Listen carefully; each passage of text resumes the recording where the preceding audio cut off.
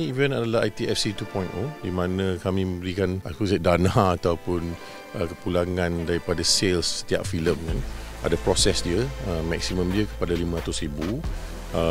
Dan ini adalah untuk kita Finas Kementerian Komunikasi untuk membantu balik penerbit-penerbit yang menerbitkan filem. Sebab kita ada duty hiburan juga dalam bila tiket tu dijual atau dari penerbit harus bayar pawagam, harus bayar duty hiburan. ITFC ini untuk bantu penerbit-penerbit untuk dapatkan lebih sedikit kepulangan daripada duty itu. Kami harap dengan inisiatif ni kami akan menggalakkan penerbit-penerbit 14 penerbit hari ini untuk terus menerbitkan filem. Finas ni tanggungjawab kita adalah untuk menggalakkan, menyokong dan memberi peluang sebaik boleh dan sebanyak boleh kepada industri kreatif tanah air.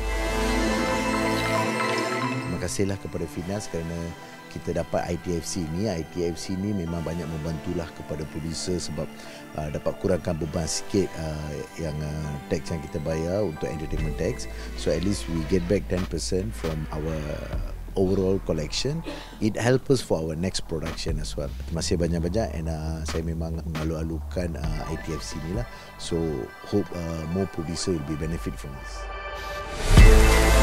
Pendapat saya tentang ITFC ni sangat membantu kepada produser-produser di dalam Malaysia lah, di mana bila kita dapat insentif yang macam ni, sedikit sebanyak dapat memberi impak yang besar kepada kami golongan produser untuk menghasilkan lebih banyak produk-produk kreatif tempatan untuk pasaran global.